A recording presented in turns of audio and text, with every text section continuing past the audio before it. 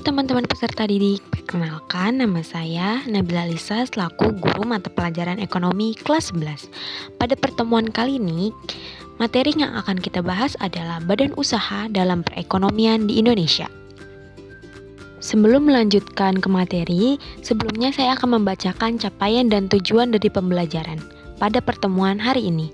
Capaian pembelajarannya ialah setelah mempelajari badan usaha dalam perekonomian di Indonesia, peserta didik dapat menjelaskan pengertian badan usaha dan macam-macam badan usaha. Lalu untuk tujuan pembelajarannya, yang pertama, peserta didik dapat memahami dan menjelaskan pengertian badan usaha. Dan yang kedua, peserta didik dapat menyebut dan mendeskripsikan macam-macam badan usaha. Selanjutnya, peta materi dari pertemuan kali ini yang sudah saya sebutkan sebelumnya, kita akan mempelajari tentang badan usaha dalam perekonomian di Indonesia, yaitu ada pengertian badan usaha, macam-macam badan usaha, dan contoh badan usaha yang ada di Indonesia. Sebelumnya, apa itu badan usaha? Apakah sebelumnya ada yang pernah mendengar? Boleh bantu untuk menjelaskan pengertiannya. Baik, terima kasih atas jawabannya teman-teman peserta didik. Saya akan menjelaskan pengertian dari badan usaha. Badan usaha adalah kesatuan organisasi dan hukum yang bertujuan untuk mendapatkan keuntungan atau laba, serta memberikan layanan kepada masyarakat. Badan usaha dalam berbentuk badan usaha milik negara, badan usaha milik daerah, koperasi, atau badan usaha milik swasta. Selanjutnya, di sini ada pengertian badan usaha menurut para ahli. Saya akan menjelaskan 4 ahli yang menjelaskan apa itu badan usaha. Yang pertama, menurut Dominic Salvatore di tahun 1989 dalam bukunya Satio dan Tamba yang terbit pada tahun 2010.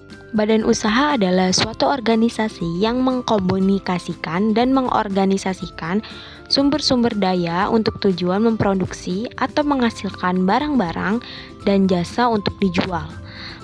Lalu yang kedua adalah menurut Molegraph, badan usaha adalah kegiatan yang dilakukan secara terus-menerus untuk mendapatkan penghasilan dengan memproduksi barang yang akan diperdagangkan.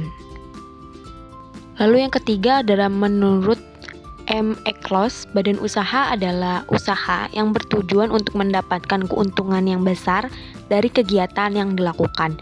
Dan yang terakhir, menurut Murti Sumarni, badan usaha adalah kegiatan mengelola atau memproduksi produk yang memanfaatkan sumber daya alam untuk didistribusikan secara luas. Setelah memahami pengertian badan usaha, mari kita pelajari 3 jenis macam-macam badan usaha. Badan usaha terdapat 3 macam. Yang pertama ada berdasarkan kegiatan. Seperti yang sudah dimengerti, untuk kegiatan usaha bisa saja bermacam-macam jenisnya. Ada 5 jenis badan usaha berdasarkan kegiatan yang harus Anda mengerti dan juga pahami. Yaitu yang pertama ada ekstraktif, merupakan kegiatan yang dilakukan guna untuk mengambil apa yang telah dihasilkan oleh sumber daya alam. Contohnya adalah hutan, hasil laut, dan hasil alam secara alami lainnya.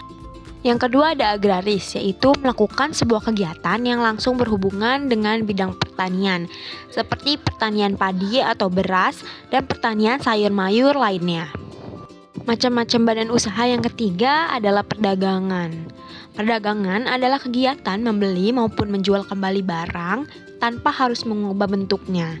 Contohnya berdagang beras yang dilakukan oleh seseorang dengan membelinya di daerah penghasil padi. Yang keempat, industri merupakan kegiatan pengolahan bahan-bahan baku dan bahan penolong menjadi setengah jadi atau bahan jadi yang siap pakai. Contohnya seperti sepatu, pakaian, dan masih banyak lainnya. Dan yang terakhir, yang kelima, ada jasa. Jasa adalah kegiatan yang dipergunakan untuk memberikan pelayanan dan kemudahan dalam rangka memenuhi suatu kebutuhan. Contohnya jasa angkut barang, jasa perbankan, dan masih banyak lagi lainnya. Macam-macam badan usaha yang kedua yaitu ada kepemilikan modal. Perlu diketahui bahwa modal mempunyai peran yang amat sangat besar di saat kita ingin mendirikan suatu usaha. Tanpa adanya modal yang cukup, maka suatu usaha tidak akan berjalan secara optimal. Modal pada suatu usaha juga sangat beragam dan bergantung lagi siapa pemiliknya. Ada beberapa badan usaha dalam kepemilikan modal yang harus Anda ketahui, yaitu badan usaha menurut kepemilikan modal yang pertama yaitu ada BUMN, ialah badan usaha milik negara di mana untuk pemilik modal sepenuhnya dari pemerintah maupun negara. Yang kedua ada badan usaha milik swasta yaitu BUMS, di mana semua modal perusahaan tersebut dimiliki oleh seorang swasta atau suatu perusahaan. Di dalam hal ini berupa swasta nasional atau pihak asing. Yang ketiga ada badan usaha milik daerah, di mana status kepemilikan modal usaha berada di tangan pemerintah daerah. Dan yang terakhir ada badan usaha campuran, di mana usaha tersebut mendapatkan modal dari pihak pemerintah dan pihak swasta. Contoh bentuk badan usaha di Indonesia ada BUMN, contohnya ada PT KAI, PT Pruri, Bulog, BNI, Pertamina, PT Jasa Marga, Garuda Indonesia, Bank Mandiri, dan Telkom Indonesia. Untuk BUMD atau badan usaha milik daerah itu ada Bank DKI, BPD, Petrogas, Pasar Jaya, rumah sakit umum yang ada di setiap daerah, PT Transjakarta, dan PT PDAM. Untuk BUMS, contohnya adalah Unilever, Indofood, Bank BCA, Apple, Honda, Panasonic, Samsung, Gudang Garam, Krakatau Steel, dan Holcim. Dan yang terakhir badan usaha milik campuran yang dapat ditemukan di berbagai sektor seperti transportasi, energi, infrastruktur, telekomunikasi, dan layanan publik lainnya.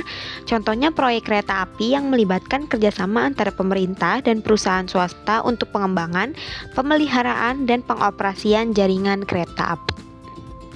Macam-macam badan usaha yang terakhir atau yang ketiga yaitu berdasarkan wilayah negara.